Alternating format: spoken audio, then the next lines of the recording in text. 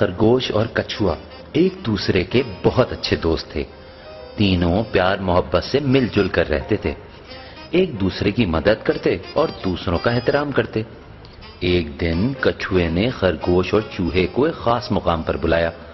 خرگوش اور چوہے نے آ کر کچھوے کو پہلے تو سلام کیا اور پھر پوچھا کہ آپ نے آخر ہمیں یہاں کیوں بلایا ہے؟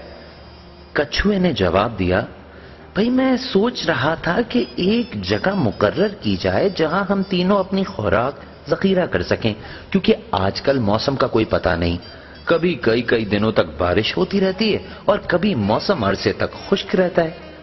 یہ سن کر خرگوش نے کہا، یہ اچھا خیال ہے، اس طرح ہمیں مختلف چیزیں کھانے کو ملیں گی۔ چوہے نے کہا، میں بھی راضی ہوں، لیکن کہاں ہے ایسی جگہ جہاں ہم سب مل کر خوراک کو ذخیرہ کر سکیں؟ کچھوے نے دونوں دوستوں سے کہا، بھئی تم لوگ فکر نہیں کرو، میں نے پہلے ہی جگہ تلاش کر لی ہے۔ یہ کہہ کر کچھوا خرگوش اور چوہے کو ساتھ لے کر ایک بڑے سے درخت کے پاس گیا۔ یہ جگہ اس درخت کی جڑوں کے درمیان تھی۔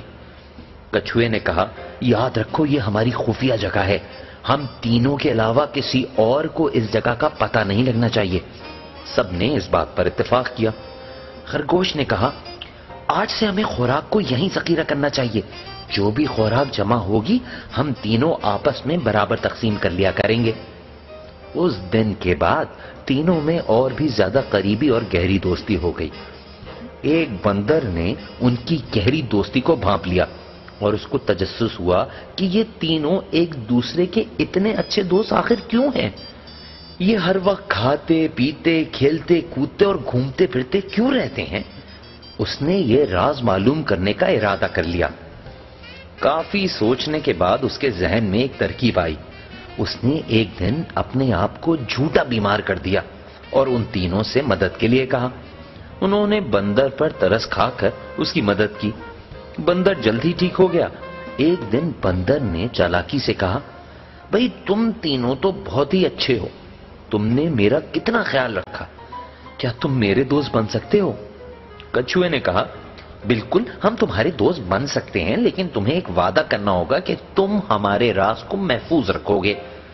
بندر نے تجسس سے پوچھا، کون سا راز؟ اس کے بعد خرگوش نے بندر کو ساری بات بتا ڈالی اور وہ جگہ بھی دکھائی جہاں وہ اپنی خوراک ذخیرہ کرتے تھے۔ بندر ایک اچھا اور مخلص دوست نہیں تھا، وہ تو دراصل ان کا راز معلوم کرنا چاہتا تھا۔ اس کے بعد بندر نے روزانہ وہاں سے خوراک چرانا شروع کر دی۔ جب ذخیرہ کم ہونے لگا تو سب کو پریشانی ہونے لگی۔ چوہے نے بندر سے پوچھا، کون ہمارا کھانا چرا رہا ہے؟ خرگوش نے بھی غصے میں بندر سے کہا، تم ہمارا کھانا چرا رہے ہو، کیونکہ تمہارے ساتھ دوستی سے پہلے ایسا کبھی نہیں ہوا۔ بندر نے چالاکی سے جواب دیا، کیا ہم چاروں ایک دوسرے کے دوست نہیں ہیں؟ پھر کیوں ایک دوسرے پر الزام لگا رہے ہیں؟ کسی نے بھی چوری کا الزام قبول نہیں کیا۔ آخرکار چاروں دوست ایک عقل مند لومڑی کے پاس چلے گئے اور اس کو اپنا مسئلہ بتایا۔ لومڑی ان کا مسئلہ سن کر مسکرائی اور کہا، بہت خوب۔ اس کے بعد لومڑی نے 4 لکڑیاں جو لمبائی میں بالکل برابر تھیں چاروں دوستوں کو دے دی اور کہا، یہ لکڑیاں اپنے ساتھ گھر لے جاؤ اور صبح مجھے واپس لا کر دکھانا۔ جس کی لکڑی بڑھ کر لمبی ہو جائے گی وہی چور ہوگا۔ دوسرے دن چاروں دوست اپنی اپنی لکڑیاں لے کر لومڑی کے پاس گئے۔ لومڑی نے سب کی لکڑیاں دیکھی اور کہا، تم سب میں بندر چور ہے، کیونکہ اس کی لکڑی چھوٹی ہے۔ اس پر بندر نے غصے سے کہا، تمہارا کیا مطلب ہے؟ کل تو تم کہہ رہی تھی جس کی لکڑی بڑھ جائے گی وہی چور ہوگا۔ دیکھو ان تینوں کی لکڑیاں مجھ سے بڑی ہیں، دراصل یہ تینوں چور ہیں۔ لومڑی نے کہا، یہ ایک ترکیب تھی، کیونکہ تمہارے دل میں چور تھا اور تم ڈر رہے تھے کہ ایسا نہ ہو کہ میری لکڑی ان تینوں سے بڑی ہو جائے اور میں چور ثابت ہو جاؤں، اس لیے تم نے لکڑی کو کاٹ دیا تاکہ بڑھنے سے رک جائے۔ یہ بات سن کر بندر کے حواس اڑ گئے اور وہ شرمندہ سا ہو گیا۔ اس کی بے ایمانی کا سب کو پتہ چل گیا۔